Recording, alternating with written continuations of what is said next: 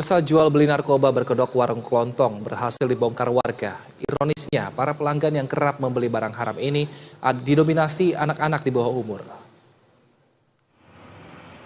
Saat diperiksa, warga dibantu polisi mendapati sejumlah obat-obatan terlarang seperti tramadol dan eksimer dari seorang pria pemilik warung.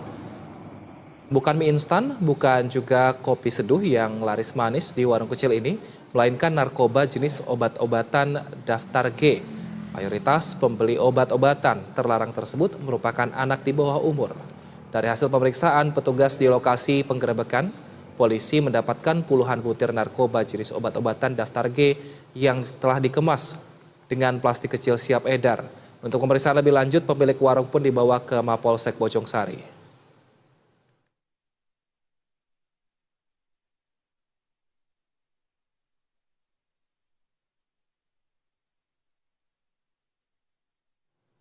Dan untuk mengetahui bagaimana situasi terkini di warung narkoba usai digerebek warga, sudah terhubung bersama kami, rekan Medikantio Adi Kresna dan juru kamera Ade Suherman, langsung dari Depok, Jawa Barat. Selamat sore Medikantio, bisa Anda gambarkan sebenarnya seperti apa warung narkoba yang tengah viral ini? Iya, sebenarnya kalau dilihat sekilas, Wilson, posisi warung ini berada di pinggir jalan dari kawasan Bedahan, Sawangan, Depok, di mana bentuknya sendiri hanya berupa warung kelontong kecil yang terbuat dari seng begitu seperti kontainer yang terletak secara semi permanen di pinggir jalan yang terletak berderetan dengan sejumlah ruko milik warga.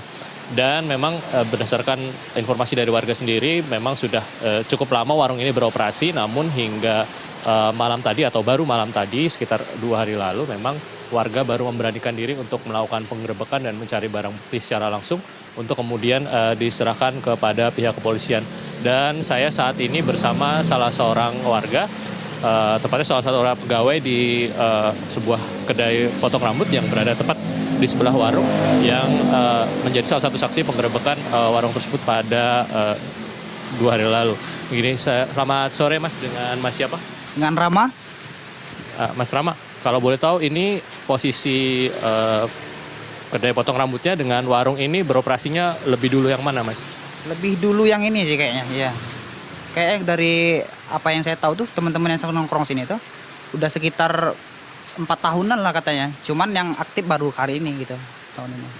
Ketika penggerebekan kemarin oleh warga, apa yang kemudian ditemukan oleh warga dan bagaimana reaksi karyawan warung dan juga warga sekitar yang melakukan penggerebekan, Mas? Sebelumnya sih menurut ceritanya itu, dia pura-pura beli kayak gitu, ada yang pura-pura beli. Jadi tiba-tiba ada yang videokan kan. Nah, si warung itu tidak terima gitu. Nah, kalau selama mulai mengoperasikan kedai potong rambut ini ada kecurigaan Mas? Ada kecurigaan nggak Mas melihat kegiatan jual beli? Curiga sih ada, tapi ya kita namanya ini ya masing-masing gitu. Jadi nggak berani tegur langsung gitu kan. Karena kan bukan wewenang kita juga gitu kan. Jadi sesama tetangga ya sekedar ngobrol-ngobrol biasa aja gitu. Kalau pertama kali keluar rasa curiga itu dari apa Mas? Apakah dari pembelinya atau kegiatannya atau seperti apa? Saya curiga itu dari orang beli itu aja. Dan yang setiap beli itu nggak bawa apa-apa gitu kan. Nah, curiganya dari situ aja sih sebenarnya. Kalau boleh tahu atau perawakan para pembeli yang datang ke sini itu seperti apa Mas? Atau kelaminnya atau seperti rentang usianya Mas? Rata-rata sih pemuda-pemuda, dia kayak ya tukang AC gitu kan, orang-orang yang tato-tatoan gitu ya, maaf ya. Terus itu kayak rentang usia sih masih di bawah 30-an lah rata-rata yang beli gitu. Kalau kan kedai potong rambutnya beroperasi sampai malam nih Mas, apakah kemudian selepas Masnya tutup toko atau selepas berkegiatan itu warung ini masih ramai begitu Mas atau kegiatannya mungkin kalau boleh tahu? Kalau saya kan tutup jam 9 ya, tutup jam 9, dia itu tutup sampai jam 10. Lepas jam 9 itu memang nggak terlalu rame sih, cuman ada yang beli gitu. Berarti dari kecurigaannya mulai dari muncul dari banyak pembeli yang datang begitu Mas ya, padahal cuman warung kecil begitu Mas ya. Baik, terima kasih Mas Rama.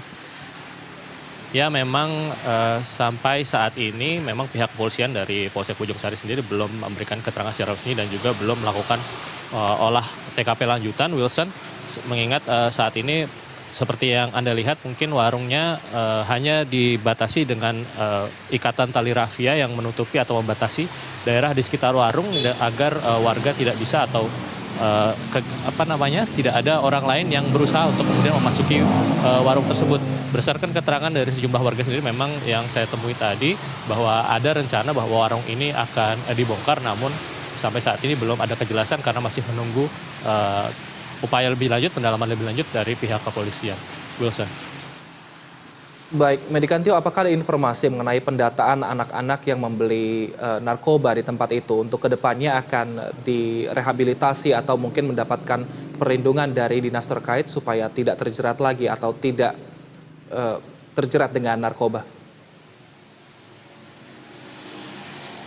Ya memang Wilson, sampai saat ini upaya pemberantasan narkoba di Depok sendiri masih terus berlanjut memang, namun untuk kasus kali ini saya sendiri belum menerima informasi lebih jauh, terutama dari pihak kepolisian maupun juga pihak terkait, terutama dari aparat berwenang di wilayah Kota Depok terkait kasus ini. Namun jika memang ditemukan nantinya tentu akan ada pendalaman dari pihak kepolisian, mengingat kasus ini bukanlah pertama kali atau kali pertama terjadi di Depok, karena sebelumnya memang sudah sering ditemukan modus penjualan atau distribusi dan penjualan narkoba, peredaran narkoba menggunakan modus warung kecil di sejumlah titik di Kota Depok. Wilson.